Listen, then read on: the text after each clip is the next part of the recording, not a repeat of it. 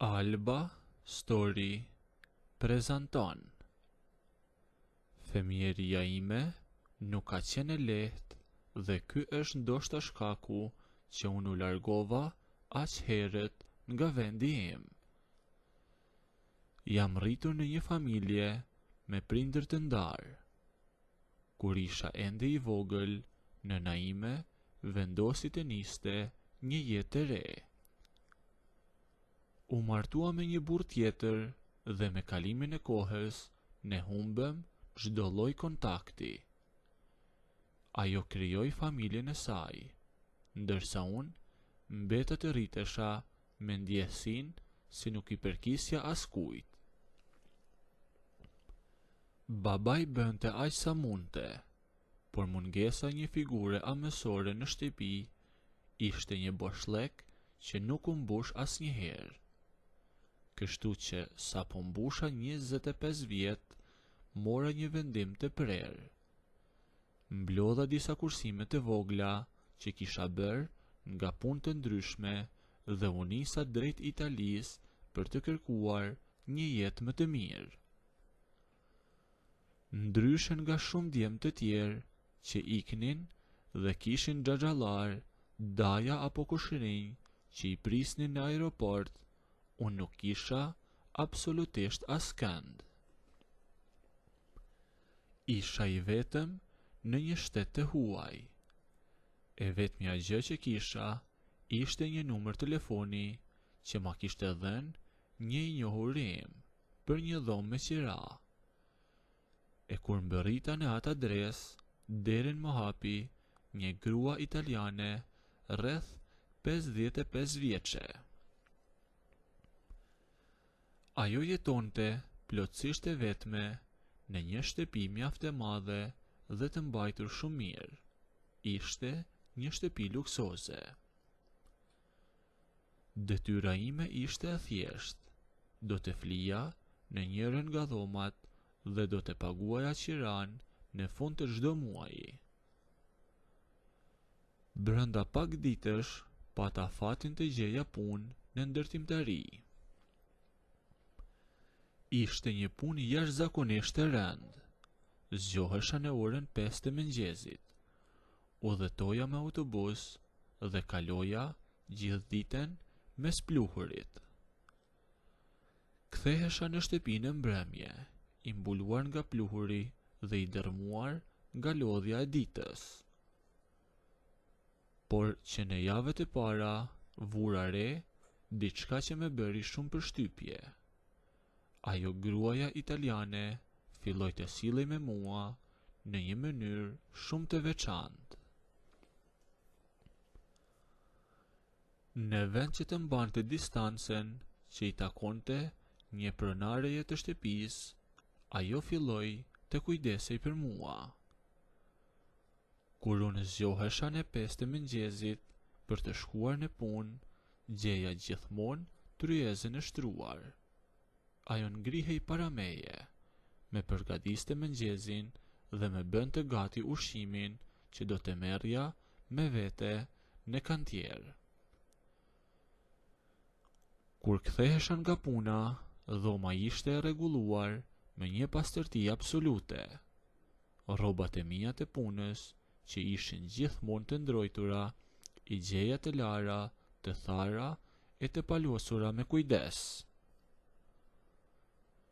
Për një djalë si unë, që ishte rritur pa nën dhe pa askënd që të kujdesej për te, ky trajtim ishte diçka e jashtëzakonshme. E pranova këtë kujdes sepse më bënte të ndihesha mirë. Mu duk sikur fati më në fund po më jepte atë ngrohtësi familjare që më kishte munguar gjithë jetën. Për t'ja kthyer këtë mirësi, fillova t'i ndihmoja me punet e tjera. Çdo pasdite shkonim bashkë për të bërë pazarin në shtëpisë. Unë mbaja qeset e rënda dhe ndihmoja të rregullonte gjërat. Të shtunave dhe të dielave, kur kisha pushim, dinim shpesh bashkë në qytet, pinim kafe ose ecnim në përparqe. Ajo ishte shumë e sjellshme dhe e hapur. Më thoshte vazhdimisht që ta konsideroja atë shtëpi si shtëpinë time. Më nxiste që të ftoja meq nga puna, t'i sillja aty për të parë ndeshje futbolli apo për të ngrënë darkë. Dua që të ndjehesh i lirë. Ky është edhe vendi yt, më thoshte ajo. Por kulmi i kësaj mirësie arriti kur kaluan 2 muaj nga ardhja ime. Kur i ofrova paratë të qiras për muajin e tretë, nuk kep se me paguan me qira, me tha me një zë të ëmbël. Ti më ndihmon shumë me pazaret, me mirëmbajtjen e shtëpisë dhe mbi të gjitha ma ke hequr vetmin. Mbaji ato para dhe dërgoja familjes tënde ose ruaji për vete, më tha ajo. Isha i shtangur. Nga ai moment, ne filluam të jetonim bashkë si një familje e vërtet. Kaluan plot 2 vite në këtë lloj harmonie.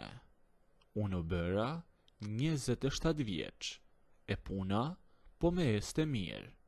E kisha mësuar gjuhën dhe isha ambientuar plotësisht me qytetin. Jeta ime ishte e qetë, derisa erdhi një moment që ndryshoi gjithçka. Një pasdite, njoha një vajzë italiane të moshës ime, e filluam të dilnim bashk, të njiheshim me mirë dhe shumë shpejt u lidhem. Pasi kishim disa javë bashk, vendosa ta ftoja për një kafe në shtëpi. Duke qenë se zonjën e shtëpisë e konsideroja si nënën time, mendova se do të ishte e lumtur të shihte që unë po ndërtoja jetën time. Por reagimi i saj ishte i pa imagjinueshëm. Ditën që solla të dashurën në shtëpi, ajo u mbyll në vetvete. Nuk i foli pothuajse fare vajzës, qëndroi e ftohtë dhe e largët. Situata u bë kaq e sikletshme, sa që e dashura ime gjeti një justifikim dhe u largua shumë shpejt. E sapo u mbyll dera jashtme dhe iku e dashura ime, gruaja italiane u kthyen nga unë me një inat që nuk ja kisha parë asnjëherë. Fytyra e saj kishte ndryshuar plotësisht. Ti je një mosmirnjohës, më tha ajo me zë të lartë. Unë bëj gjithçka për ty, të lava, të mbajta, të dha shtëpinë time pa asnjë lek dhe ti çfarë bën? Me sjell femrat e tjera këtu brenda, sikur të jetë shtëpia jote. Fjalët e saj me goditën rënd.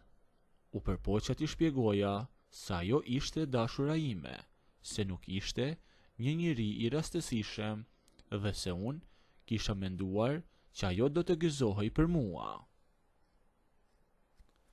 Por ajo nuk donte të dëgjonte. U kthye dhe u mbyll në dhomën e saj dhe përplasi derën me forcë. Atë natë, ndërsa rria vetëm në dhomën time, gjithçka filloi të më qartësohej në mendje. Të gjitha ato gjeste kujdesi, mëngjeset e përgatitura, rrobat e lara, e refuzimi i qiras, e shëtitjet në fundjavë, unë i kisha interpretuar si dashurinë e një nëne që nuk e kisha pasur kurrë. Por reagimi i asaj, në atë pasdite, nuk ishte reagimi i një nëne, ishte xhelozia pastër e një gruaje. Ajo kishte krijuar një lidhje tjetër në mendjen e saj dhe e shihte praninë e një vajze të re si një rrezik. Për disa ditë me radhë, situata në shtëpi ishte jashtëzakonisht e rëndë. Ne nuk flisnim fare me njëri tjetrin. Ajo nuk e përgatiste më mëngjezin tim, e unë dilja herët në mëngjes për në punë dhe kthehesha shumë vonë në mbrëmje, duke u munduar t'i shmangja përballjet me të. Shtëpia e madhe që dikur me dukej aq e ngrohtë, tani ishte e ftohtë dhe e heshtur, e unë kisha shumë emocione të përziera. Ndihesha në faj që kisha prishur qetësinë e saj, por njëkohësisht ndihesha edhe i provokuar nga ky zbulim i ri. Teksa një natë ishte shumë vonë dhe isha ngritur nga shtrati dhe kisha shkuar në kuzhinë për të pirë pak ujë. Kur u ktheva për të shkuar përsëri në dhomën time, pash që ajo kishte dalë nga dhoma e saj dhe po qëndronte në mes të korridorit. Eca drejt saj dhe u ndala aty afër, e asnjëri nga ne nuk tha asgjë, derisa unë e theva heshtjen. Pse u solle ashtu atë ditë?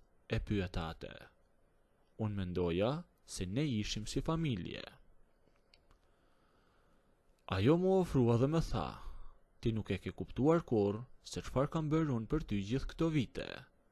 Me tha ajo po ashtu me zë të ulët. Unë nuk jam nëna jote, unë jam një grua që jeton e vetme dhe që ka dhënë gjithçka për ty, sepse ti u bëre vetmja gjë me vlerë në këtë shtëpi. Fjalët e saj ishin të drejtë për drejta dhe nuk linin me vend për keqkuptime. E mua me humbi çdo lloj mendimi logjik. E kisha përballë një njeri që më kishte mbajtur afër kur nuk kisha askënd. Dola dhe një hap përpara dhe i ofrova plotësisht. E fillova që ta puthja. Ajo u gëzua shumë nga puthja ime. Filloi edhe ajo të më puthte buzët. U përqafuam, u shtrënguam, po putheshim. Nëse doni të dëgjoni historinë deri në fund, bëjini videon like, nëse nuk doni abonohuni ose bëjni subscribe.